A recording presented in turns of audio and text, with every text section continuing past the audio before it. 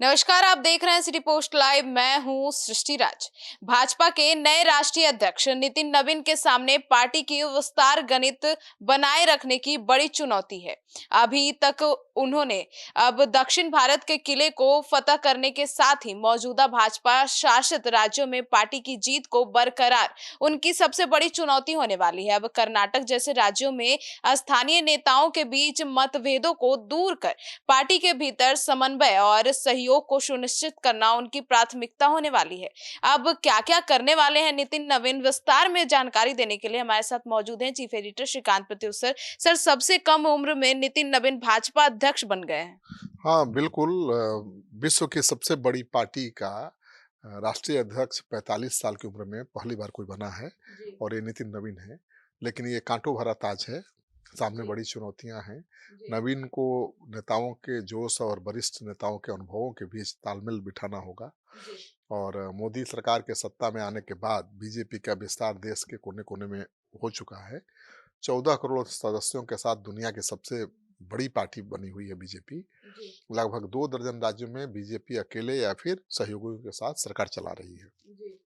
लेकिन दक्षिण भारत के किले को पूरी तरह से फतह करने का लक्ष्य अभी बाकी है। तो नितिन नवीन का पहला टारगेट तो दक्षिण भारत ही होगा। बंगाल होगा, अभी तो चुनाव है बंगाल में, उसके बाद जी। दक्षिण भारत ही होगा। सर, अगर केरल की बात करें तो केरल में भी अभी तक बीजेपी अपना पैठ बनाने में विफल रही है, तो वो बड़ी चुनौती हो सकती है। हाँ, बिल्कुल, अभी तक पूरी तरह से अपनी पैठ नहीं बना पाई है, लेकिन केरल में भी शुभ संकेत मिल रहे हैं।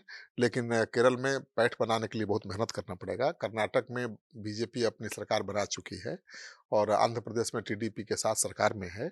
लेकिन तेलंगाना, तमिलनाडु और केरल में अभी बहुत कमज़ोर है। जी, लोकसभा चुनाव में तेलंगाना में लोकसभा चुनाव में 17 में से 8 सीटें जीतकर बीजेपी ने अपनी ताकत ज़रूर दिखाई है, लेकिन राज्य में सत्ता में आने का सपना पूरा करने के लिए और जोर लगाना पड़ेगा। केरल में पहली बार एक सांसद और राजधानी तिरुवनंतपुरम में मेयर बनाने में बीजेपी कामयाब रही है, लेकिन अभी सत्ता के शीर्ष पर कब्जा करने के लिए बहुत कुछ करना बाकी है।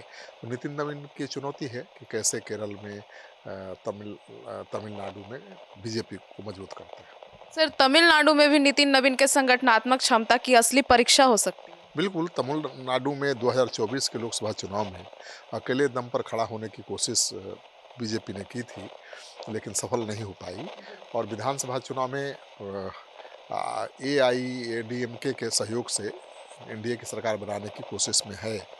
इन राज्यों में नितिन नवीन के संगठनात्मक क्षमता की असली परीक्षा ली जाएगी। बीजेपी शासित राज्यों में पार्टी सत्ता विरोधी लहर की जगह सरकार के पक्ष में बार-बार जनसमर्थन जुटाने में सफल रही है।